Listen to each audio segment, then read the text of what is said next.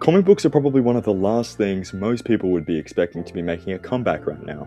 We live in a world dominated by TikTok, YouTube, streaming services, and endless scrolling. Entertainment has never been more accessible, and it's designed to grab our attention instantly. Because of this, it seems strange that a form of media that has existed for almost a century is attracting a new generation of readers. For a long time, comic books have felt like they've been fading into the background while superhero movies became some of the biggest films in the world. The comics that inspired them were often seen as niche products aimed at collectors or older fans. Yet, over the last few years, I've noticed more people talking about comics online, collecting graphic novels, sharing fan art, and engaging with comic communities in a way that feels surprisingly relevant to younger audiences. This had me thinking, if young people spend more time online than any generation before them, why are comic books becoming popular again? At first, it might seem like the answer is nostalgia. However, the more I researched audience studies, fandom culture, social spheres, the more I realized it wasn't as simple as just nostalgia. I'm arguing that comic books are resurging because they function as social spheres for younger audiences.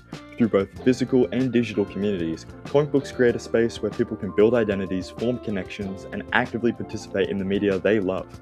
By applying the work of Sue Turnbull, Mark Duffett, Henry Jenkins, and Scott McCloud, I will show how comic books have evolved into a social sphere that exists across both physical and digital spheres.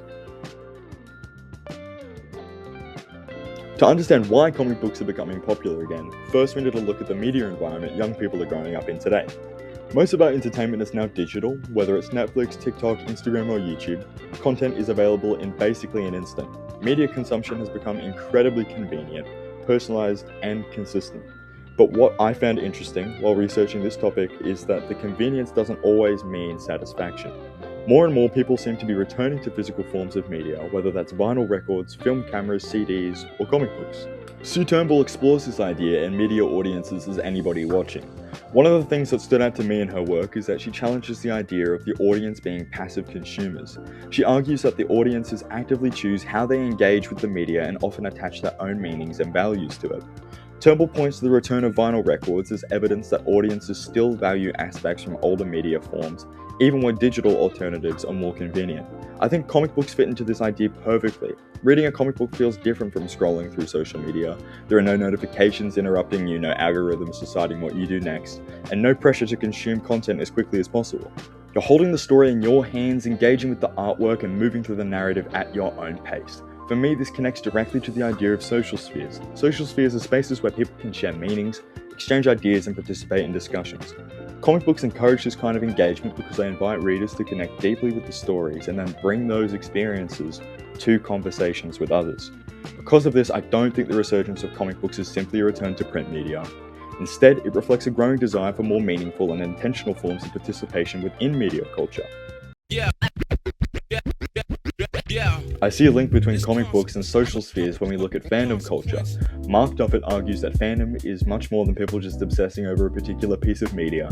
Instead, fandom is a way that people can build identities, form relationships, and connect with larger communities. Traditionally, comic books existed in physical spaces like comic book stores, conventions, or just friends hanging out in their home or in a library. These places were where readers could interact with people with similar interests and discuss the stories they loved. While those spaces still exist, fandom today extends far beyond physical locations. A young person might read a comic issue, watch a YouTube breakdown, join a discussion on Reddit, share fan art on Instagram. What starts as reading a comic quickly becomes participation in a much larger community. The more I thought about this, the more I realized that comic books are rarely just about reading anymore. They're often a starting point for conversations, debates, theories, and creative expression. This is exactly why comic books function as social spheres rather than just simply products. Duffett notes that fans often build connections, contribute to fan communities, and actively participate in media culture. These activities help people create a sense of identity and belonging. I think this is especially important for younger audiences today. Comic communities provide spaces where people can connect through shared interests and experiences rather than just simply consuming stories. Fans become active participants in collective culture, and that's what makes comic books such a powerful social sphere. Although comic books are physical objects, their resurgence cannot be explained without looking at digital media. This is where Henry Jenkins' concept of convergence culture becomes useful. Jenkins argues that audiences no longer engage with media through just one platform. Instead, stories move across films, television, social media, games, and other formats while audiences move alongside with them. Comic books are a perfect example of this. Take Marvel, DC, or more recently, Image Comics' Invincible with Prime Video's animated TV show adaptation. Many young people don't discover these stories through comic books first. Instead, they encounter them through movies, television shows, YouTube videos, TikTok clips, or social media discussions. Once their interest grows, they often seek out the original comics, but what's interesting is that audiences remain connected to the same fandom regardless of what platform they're using. Jenkins argues that audiences are no longer passive consumers, and comic book fandom shows this clearly.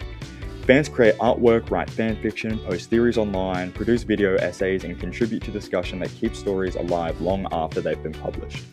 When I look at comic book communities online, it shows that physical and digital media aren't competing with one another. Instead, they're working together. A young person might discover a comic book through social media, buy a physical copy, then return online to discuss it with thousands of other fans. The experience is a constant relationship between physical and digital spaces. This blending of platforms really helps to show how comic books are remaining relevant in a world where digital entertainment dominates so much of the youth's attention.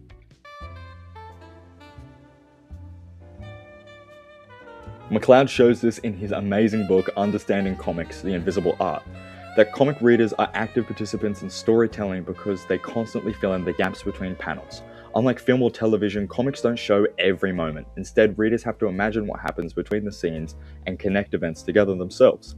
McLeod refers to this process as closure. What I found interesting about this theory is that it highlights how much work readers actually do when engaging with comics. They're not just absorbing information, they're actively helping construct meaning.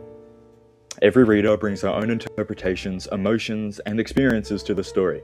The idea connects strongly with Turnbull's argument about active audiences and the broader concept of social spheres. Participation doesn't only happen when readers discuss comics with other people, it also happens during the reading experience itself.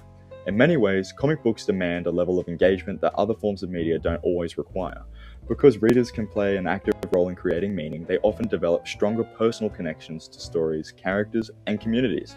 This helps explain why comic books continue to resonate with younger audiences despite living in an era dominated by fast-moving digital content. So before researching this topic, I assumed comic books were becoming popular again because people were getting tired of screens. While I still think that's a part of the story, I believe the resurgence of comic books is really about connection. Through Turnbull, Duffett, Jenkins, and McLeod's work, we can see that audiences actively choose media experiences that feel meaningful to them. We can understand how fandom helps people build connections in communities and identities. We can see how comic books exist through both physical and digital spaces. We understand why comic books encourage active participation in ways that many other forms of media do not. But ultimately, comic books are more than stories printed on paper. They're social spheres where people can share ideas, create communities, and build relationships through media. The resurgence suggests that even in a digital age, young audiences still value participation, creativity, and a sense of belonging, and maybe that's why comic books continue to matter. Not because they're old and because simply they're nostalgic, but because they give people something increasingly valuable in today's media landscape, a place to connect.